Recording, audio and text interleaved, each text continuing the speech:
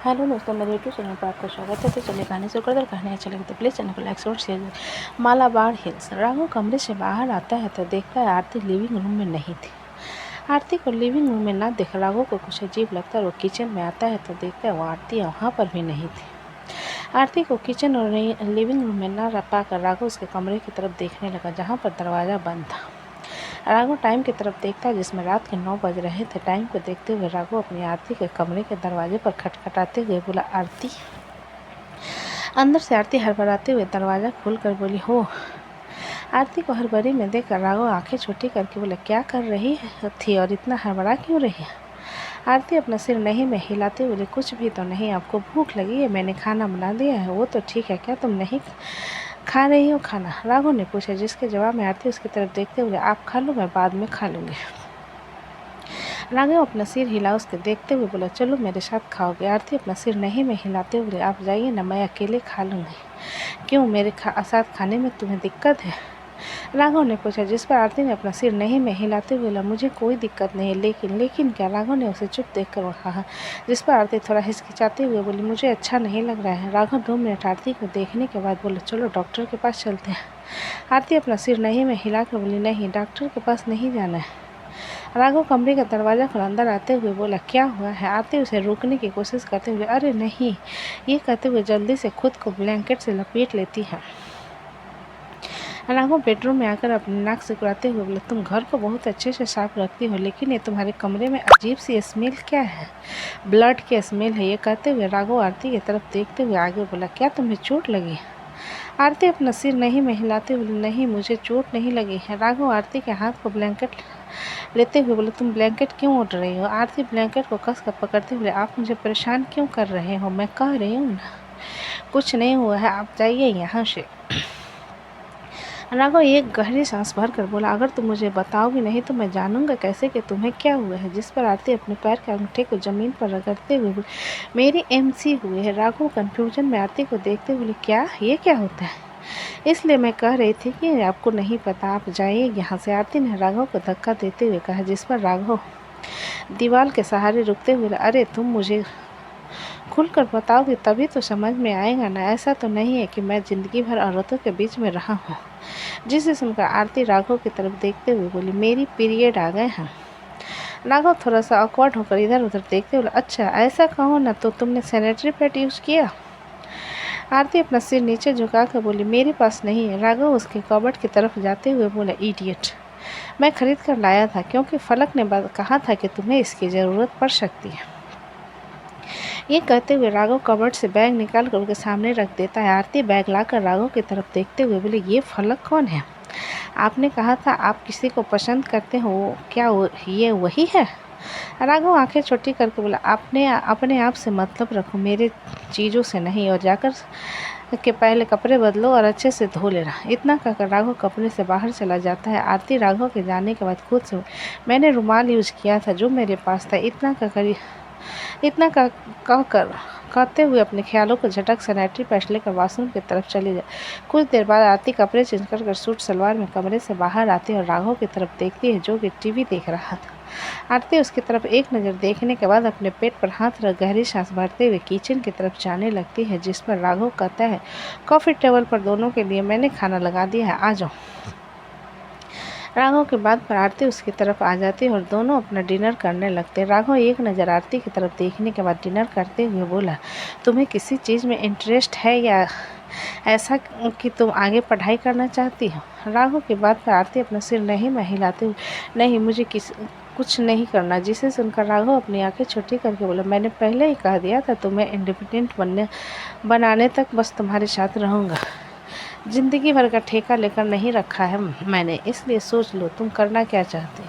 राघव की नाराज़गी भरी आवाज़ को सुनकर आरती धीरे से बोली, मुझे खाना बनाना पसंद है। जिस पर राघव उसकी तरफ देखते हुए बोला, बावर्ची बनना चाहती हो?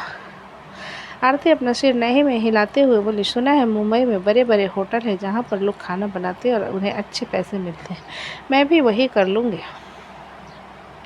आरती की बात पर राघव उसे देखते हुए बोला, उसके लिए भी तुम्हें पढ़ाई करनी होगी। बिना ग्रेजुएशन के तुम किसी भी फेमस होटल में शेफ़ नहीं बन सकती। ये सुनकर आरती मुंह बनाते हुए बोली, मुझे पढ़ाई से नफरत है।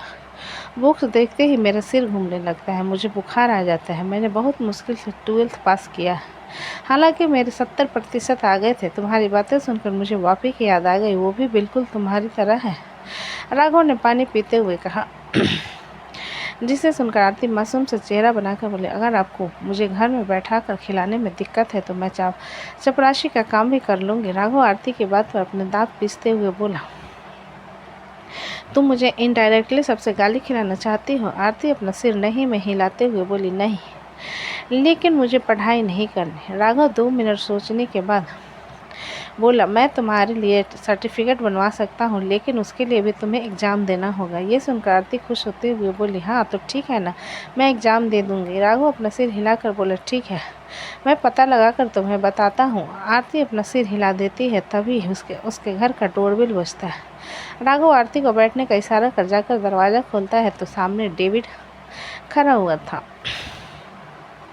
डेविड को इस वक्त अपने घर में देख राघव कंफ्यूज होकर बोला, तुम इस वक्त यहाँ क्या कर रहे हो? क्यों तुम दोनों मियाँ बीवी को डिस्टर्ब कर दिया क्या? डेविड ने राघव को घूरते हुए कहा, जिस पर राघव अपना सिर नहीं में हिलाकर बोला, हम डिनर कर रहे थे, चलो तुम भी कर लो। डेविड अंदर जाकर स्नीफ करते हुए बोला, खुशबू तो काफ़ी अच्छी आ रही है। राघव दरवाज़ा बंद करते हुए बोला, कुत्ते की तरह जीभ लपलपाना बंद करो, लार टपक रही है। ये सुनकर डेविड राघव को 2 मिनट आंखें दिखाने के बाद जाकर सोफे के नीचे बैठकर आरती की तरफ देखकर बोला, हाय। आरती हल्का सा मुस्कुरा कर बोली, हेलो, आपने डिनर कर लिया? डेविड अपना सिर नहीं में हिलाकर बोला, मुझे भूख लगी है। आरती अपना सिर हिलाते हुए बोली, ठीक है, मैं आपके लिए भी खाना लेकर आती हूँ, मैंने एक्स्ट्रा बनाया था।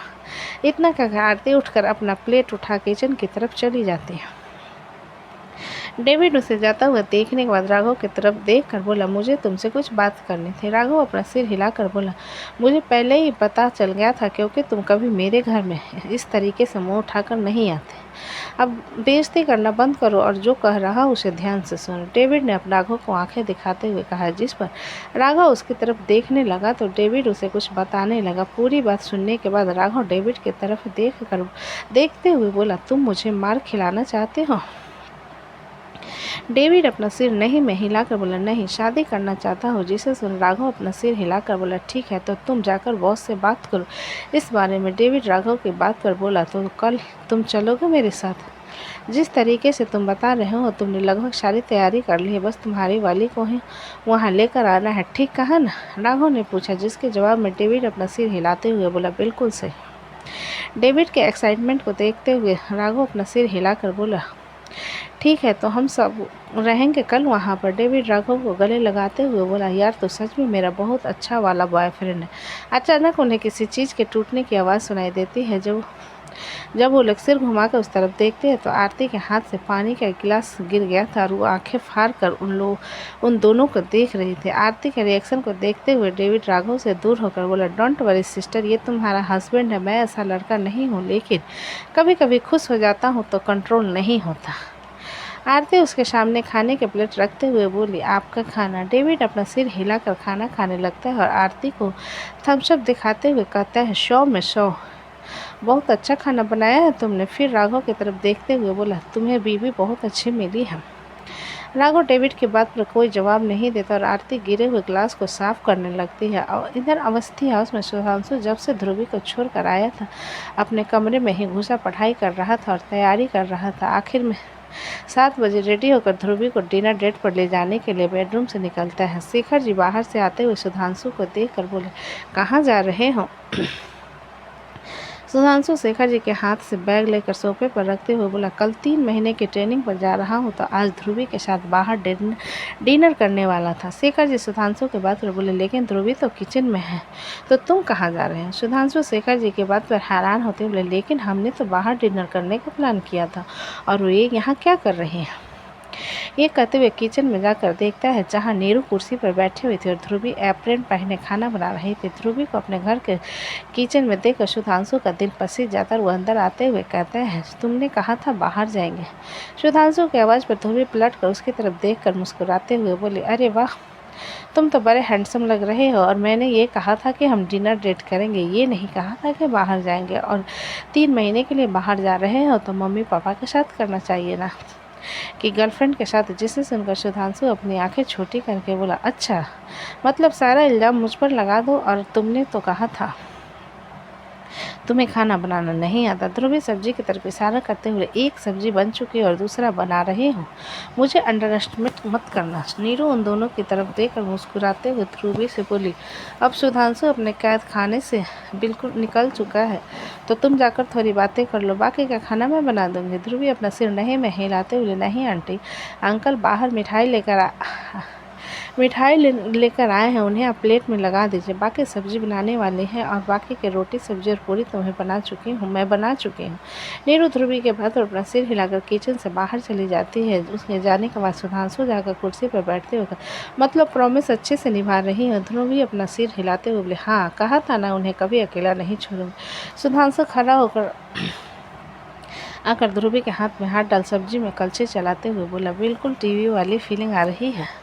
ध्रुवी सिर घुमाकर सुधांशु की तरफ देखते हुए बोली, क्या बात है जनाब का सुबह मूड कुछ और होता है और शाम को कुछ और।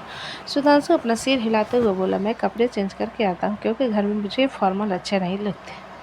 ध्रुवी अपना सिर हिला देती है तो सुधांशु वहाँ से उसके सिर पर थपथपा कर कमरे की तरफ चला गया, और कुछ देर बाद सब लोग डाइनिंग टेबल पर बैठे हुए थे। ध्रुवी नीरू के प्लेट में खाना डालते हुए बोली, आप बैठिए आंटी। नीरू अपना सिर हिला आराम से शेखर जी के बगल में बैठ जाती है तो शेखर जी ध्रुवी की तरफ देखते हुए कहते हैं, आपके घर में बेटा है। सुधांशु शेखर जी के बात सुनकर, अभी मैं शादी नहीं करना चाहता, इसलिए अंकल के बारे में मत पूछिए पापा। ध्रुवी सुधांशु के बात सुन शेखर जी की तरफ देखते हुए बोले, अभी डैड इंडिया से बाहर है। ध्रुवी के बात पर सुधांशु उसकी तरफ देखते हुए नीचे से उसके पैर को टच करता है तो ध्रुवी उसकी तरफ देखने लगती है। सुधांशु अनजान बनते हुए अपने पैर ध्रुवी के पैर पर रगड़ने लगता है, जिसे महसूस करते हुए ध्रुवी नीरू की तरफ देखते हुए बोली, आंटी। सुधांशु ध्रुवी के इंटेंशन को देखते हुए जल्दी से अपने पैर पीछे कर नीरू से बोला, माँ दाल पास कीजिए। सुधांशु की हालत देख ध्रुवी हल्का सा मुस्कुरा कर अपना डिनर करने लगती और सुधांशु मुंह बनाकर डिनर करते हुए बातें करने लगे। सभी के डिनर करने के बाद ध्रुवी और सुधांशु साथ में मिलकर बर्तन साफ करते और शेखर जी नीरू अपने कमरे की तरफ चले जाते हैं। सुधांशु टाइम की तरफ देखता है जिसमें रात के 9:30 बज चुके थे, जिसे देखते हुए सुधांशु ध्रुवी से बोला, तुम कार में आई हो। ध्रुवी अपना सिर हिलाते हुए बोले, हाँ मेरी कार ठीक हो गई थी, वैसे रात हो गई है, मैं घर जा रही हूँ और तुम्हें मुझे छोड़ने जाने की ज़रूरत नहीं है। ये सुनकर सुधांशु ध्रुवी के हाथ को पकड़कर, मुझे तो तुम्हें कुछ दिखाना था। ध्रुवी कन्फ्यूजन में सुधांशु की तरफ देखते हैं तो सुधांशु उसे लेकर अपने कमरे में आ जाता है। ध्रुवी सुधांशु के पूरे कमरे को देखते हुए बोली, शायद मैं बहुत लकी हूँ जो मुझे तुम्हारे इस छोटे से दुनिया में आने का मौका मिला। सुधांशु ध्रुवी की बात पर बोला, ये तो तुमने सही किया कहा, दीदी के जाने के बाद मैं माँ को भी यहाँ नहीं आने देता, इसलिए तुम खुद को लकी कह सकती हो। ध्रुवी सुधांशु के बात पर मुस्कुरा देती है तो सुधांशु एक बॉक्स ध्रुवी के सामने रखते हुए कहता है, this thank you gift for you. Dhruvi Sudhanshu के बाद पर उसके हाथ से बॉक्स लेकर खोलती है तो उसके अंदर ढेर सारे पजल थे। इतने सारे पजल को देखकर ध्रुवी सुधांशु की तरफ देखते हुए बोली, क्या तुम मेरा IQ लेवल टेस्ट करना चाहते हो? जिसे सुनकर सुधांशु आंखें चढ़ाते बोले, तुम्हें क्या लगता है? ध्रुवी एक गहरी सांस भर कर बोली, ठीक है, तुम्हारे वापसी तक मैं ये सारे पजल सॉल्व कर दूंगा। सुधांशु ध्रुवी के बात पर मुस्कुरा देता और उसके हाथ को पकड़ कर कहता है, तो चलो रात काफ़ी हो गई है। ध्रुवी अपना सिर हिला देते और दोनों बाहर आ जाते हैं। बाहर आने के बाद ध्रुवी हाथ हिलाते हुए बोली, बाय। सुधांशु भी हाथ हिलाकर बोला, बाय, गुड नाइट। ध्रुवी सिर हिलाते हुए अपने गाड़ी में बैठकर वहाँ से चली जाती है। सुधांशु से जाता हुआ देखने के बाद वापस घर के अंदर आ जाता। तो दोस्तों कहानी कैसी लगी मुझे कमेंट में लिखें। अच्छी लगे तो प्लीज़ चैनल को लाइक करें, सब्सक्राइब करें और ज़्यादा से ज़्यादा शेयर करें। कहानी को पूरा सुनने के लिए धन्यवाद।